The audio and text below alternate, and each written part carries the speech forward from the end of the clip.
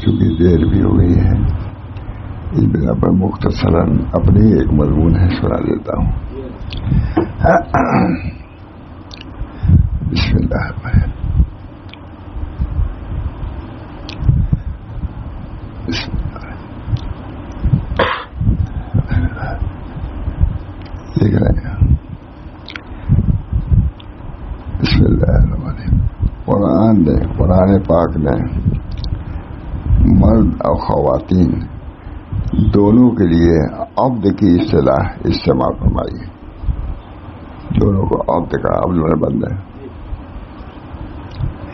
جس سے مراد اللہ کے عبادت گزار ہونا اور بندہ ہونا ثابت ہوا۔ اللہ کے بندی جو عبادت کرتے ہیں وہ بھی اللہ کے بندی، جو عبادت کرتے ہیں وہ بھی اللہ کے بندے ہیں، یعنی مرد اور عورت میں کوئی فرق نہیں۔ معلوم ہوا کہ دین کے راستے پر چل کر جتنی ترقی مرد کر سکتا ہے وہی بعینی عورت بھی کر سکتی ہے۔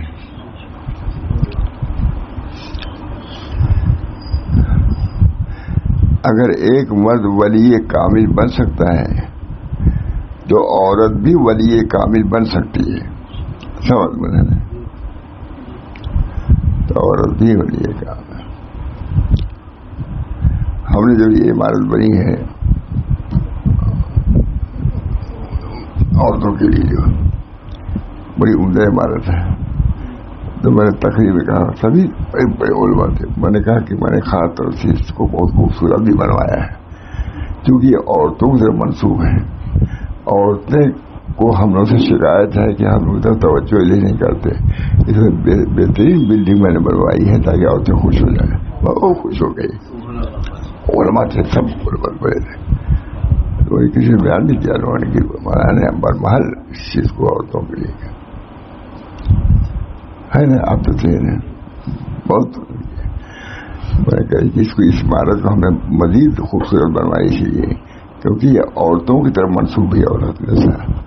اس بنا پر خاص توجہ دے کر کے اس بلڈنگ کو نقشہ بنوایا، وہاں سے یہ بنا عورتیں خوش ہو گئی۔ وہی مضمون یہ ہے، نہیں دکھائی نہیں پڑا ٹھیک ہے۔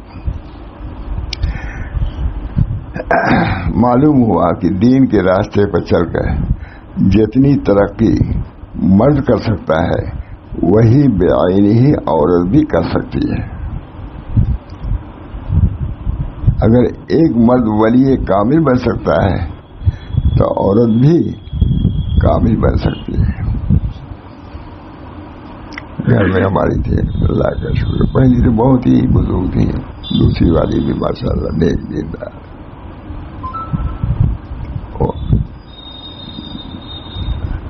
اللہ تعالیٰ دونوں ہی کی مغفرت فرمائے۔ اگر ایک مرد ولی کامل بن سکتا ہے تو عورت بھی ولی کامل بن سکتی ہے۔ عورتوں میں بھی اولیاء اللہ کی کمی نہیں ہے۔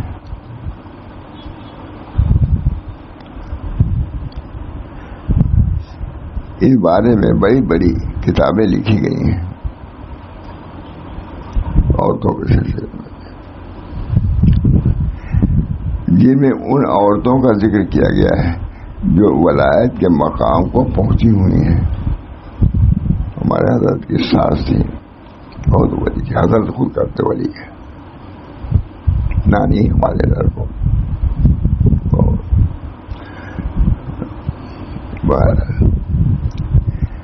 جن میں عورتوں کا ذکر کیا گیا ہے جو ولایت کے مقام تک پہنچی ہوئی ہیں۔ ولی کامل گزری ہیں، ایک دو نہیں، سینکڑوں ہزاروں کی تعداد میں ہے۔ اور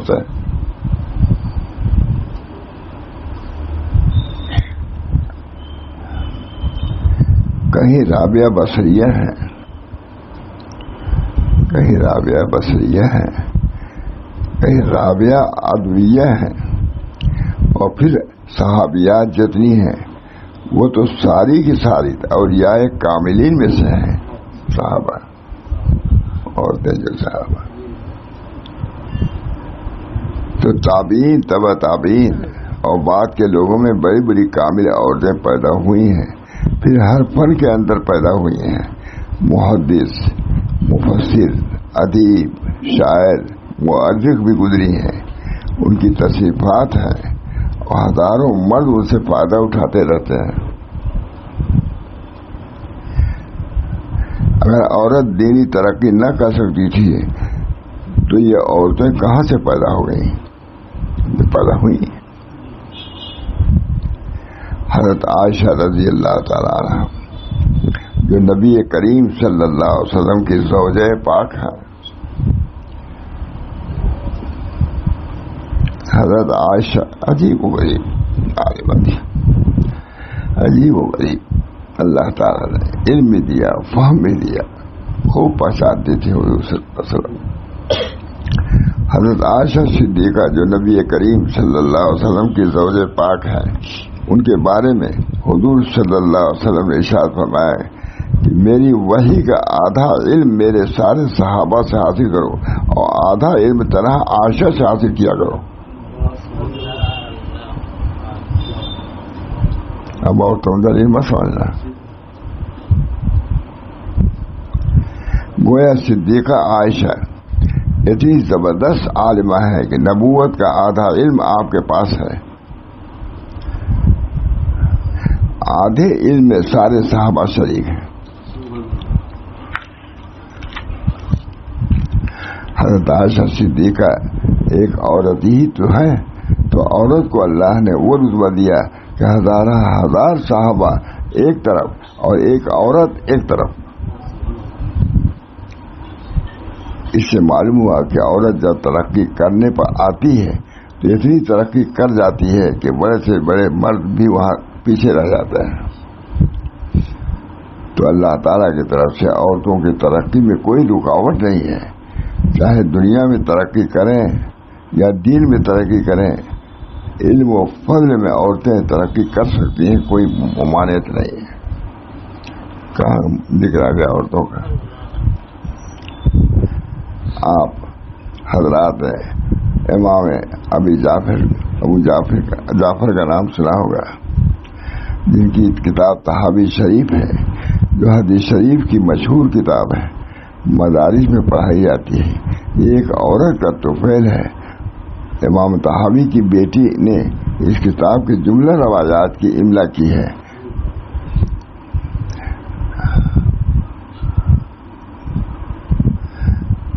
باپ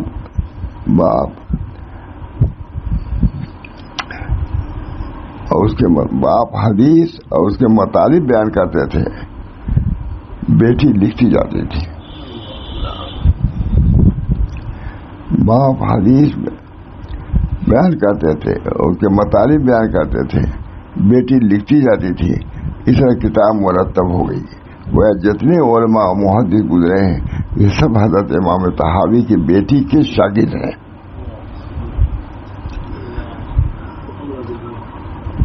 شاگرد ہیں اور احسان مند ہیں. یہ بھی ایک عورت ہی تھی. اسے کوئی وجہ نہیں کہ امام طحاوی کی بیٹی تو محدث بن سکے، ہماری کوئی بہو بیٹی محدث نہ بن سکے. آج بھی کوشش کریں بن سکتی، لیکن کبھی کوشش بھی نہیں کرتی ہے اور کہتے ہیں کہ ہم کو تو دوسری طرف جانا ہے. محدث بن سکے، ہماری کوئی بہو بیٹی محدث نہ بن. وہی نسل ہے، وہی چیز ہے، وہی ایمان ہے، وہی دین ہے، وہی علم آج بھی موجود ہے. توجہ اور بے توجہی کا فرق ہے. مردوں نے توجہ، عورتیں نہیں توجہ کر رہی ہیں. ان لوگوں نے توجہ دی تو عورتیں بھی ایسی بنی کہ بڑے بڑے مرد بھی ان کے شاگردوں میں سے ہو گئے. آج توجہ نہیں کی جاتی، کمال نہیں پیدا ہوتا، مگر صلاحیتیں اب بھی موجود ہیں.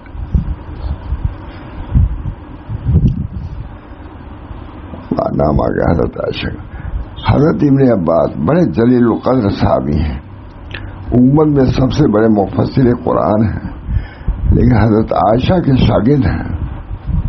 حضرت عائشہ کے شاگرد ہیں. علم زیادہ تر انہی سے سیکھا ہے، حضرت عائشہ سے. فتویٰ کی ضرورت ہوتی تھی تو صدیقہ عائشہ سے فتویٰ لیتے تھے.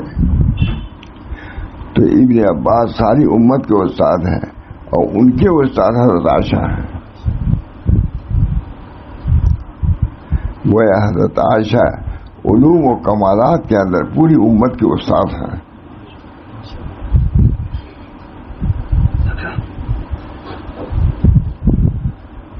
خود حضرت امام بخاری کو دیکھیے، ان کو امیر المومنین فی الحدیث بنانے والی ان کی والدہ ہیں. سننا چاہیے نہیں؟ اور تو کوئی بات ہے. ان کی والدہ بچپن ہی میں امام بخاری کے والد کا انتقال ہو گیا تھا. تربیت کی ساری ذمہ داری والدہ ماجدہ پہ آ گئی. امام صاحب کی جب بینائی جاتی رہی تو والدہ ہر وقت رنجیدہ رہتی تھی. بڑی عبادت گزار خدا ترس تھی. برابر دعائیں الہا و داری کے ساتھ کیا کرتی تھی. ایک شبد دعائیں کرتے کرتے آنکھ لگ گئی. دعا لگو.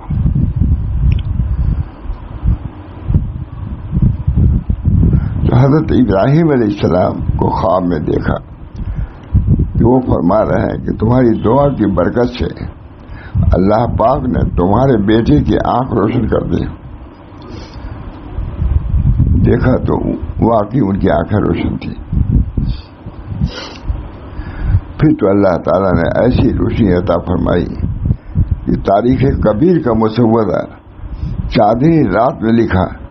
یہ تھی حضرت امام بخاری کی والدہ جن کی زیر تربیت رہ کر حضرت امام بخاری امیر المومنین فی الحدیث ہو گئے. ٹھیک ہے.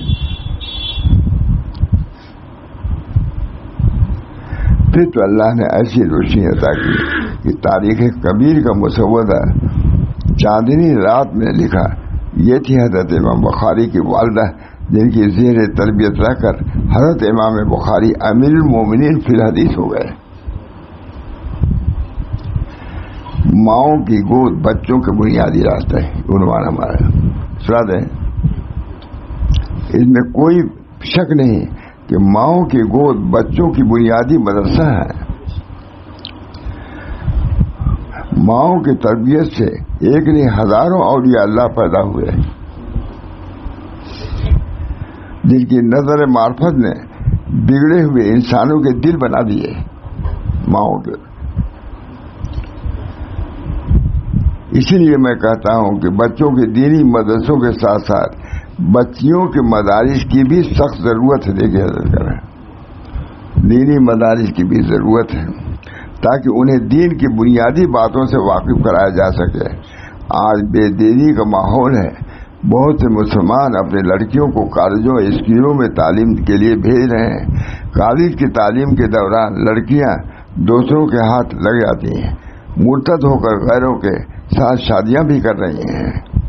خدا کے لیے ان کے دین و ایمان کی تحفظ کے لیے آگے بڑھیے. ان کی تعلیم کا اپنا بندوبست کیجیے. مدرسے اور تعلیم گاہیں بنائیے. اگر ایسا نہیں کریں گے تو وہ دن دور نہیں کہ ہم اپنی کوتاہی پر خون کے آنسو روئیں گے. اور جب تک بچے بچیاں ارتدادی لہروں کا شکار ہو چکے ہوں گے، پہلی خبر لو.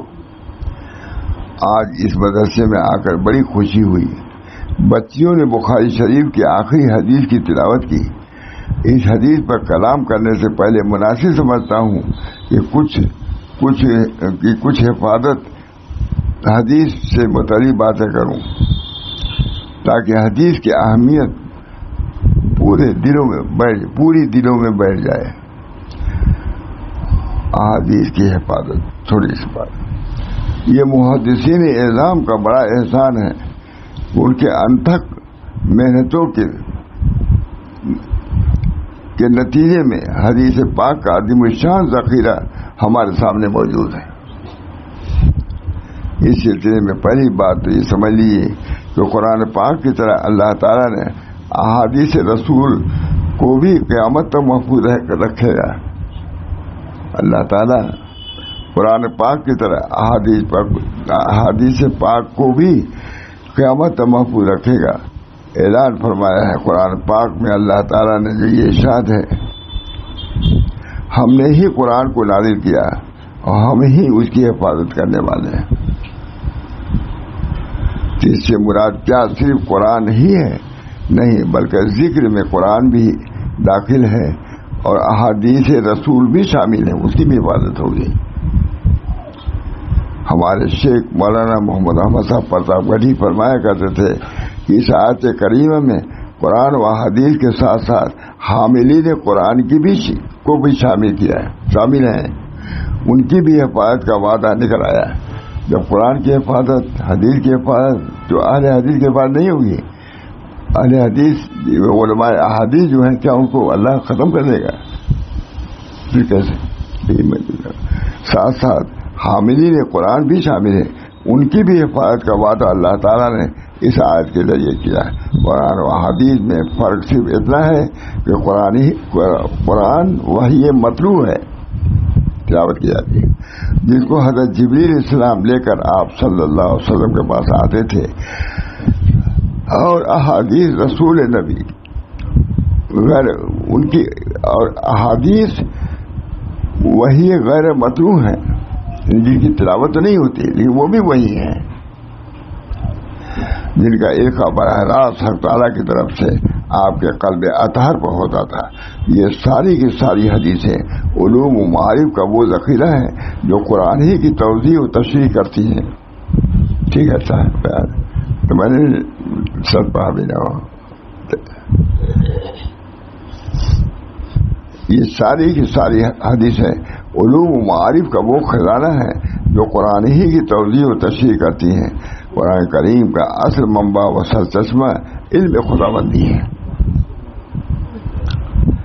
قرآن کریم کا اصل منبع اور سرچشمہ علم حدیث ہی ہے، علم خداوندی ہے. اور علم خداوندی بارے تعالیٰ کی دیگر صفات عالیہ میں سے وہ صفت علم جو کہ بہر ناپیدا کنار ہے. اللہ کے علم کے کوئی حد نہیں ہے، ناپیدا کنار ہے. جو قرآن اپنے بارے میں ہے، فَاعْلَمُوا انما انزل بعلم اللہ، یہی نا، جان لے کہ قرآن اللہ کی وحی سے نازل ہوا ہے، قرآن وحی سے نہیں ہے.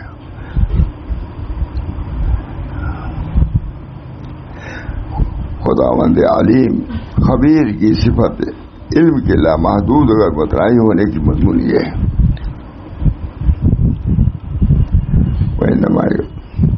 کتنی وسعت، کتنی فراوانی، کتنی عظمت، کتنی جامعیت ہے کہ ساری دنیا کے درختوں سے قلم تراش لیے جائیں اور ساری دنیا کے سمندر بلکہ اس سے 7 گنا سمندروں کو روشنائی بنا دی جائے، تب بھی اس مضامین کو سمجھنا ممکن نہیں ہے جو قرآن کریم کے الفاظ و تعبیرات میں سمجھ دیے گئے ہیں.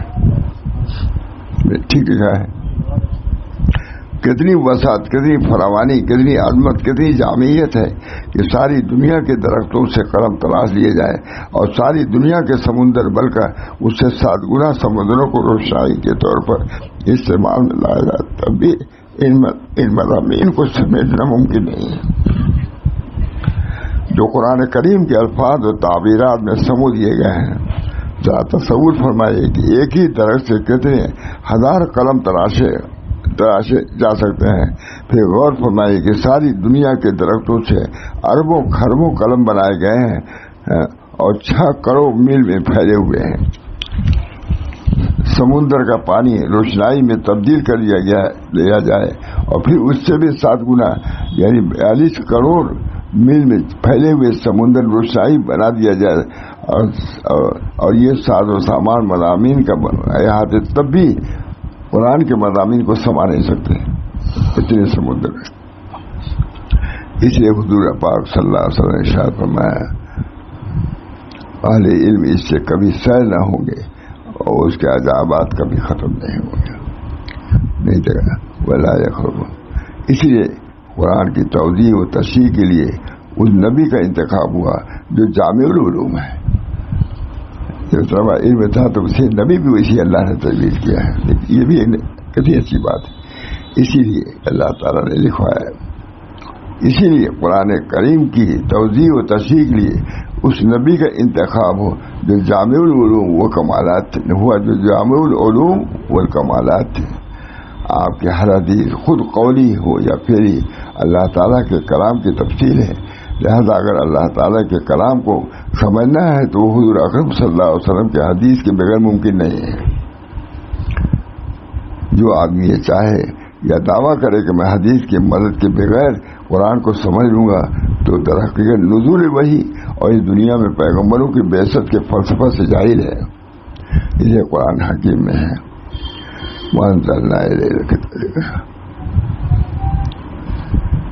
حضرت عائشہ صدیقہ سے کسی نے پوچھا کہ نبی کریم صلی اللہ علیہ وسلم کے اخلاق کیسے تھے تو حضرت عائشہ نے فرمایا کہ آپ کا اخلاق خلق عظیم، خلق عظیم. یہی نا معلوم ہوا کہ آپ کی تعلیمات کی روشنی میں قرآن کو پڑھا جائے. اور اگر ہم نے حدیث سے قطع نظر کر کے اور سرکار دو عالم صلی اللہ علیہ وسلم کی تعلیمات کو پس پش ڈال دیا، صرف ڈکشنری یعنی لغت کی مدد سے قرآن سمجھنے تو نہیں سمجھ سکتے. حدیث سے ملانا ہوگا. تمام ٹھیک ہے.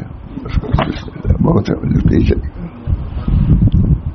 اللہ تعالیٰ دعا کیجیے قرآن و حدیث کی یہ تعلیمات جاری رہیں اور ہم سب لوگوں کے دلوں کو منور کرتی رہیں.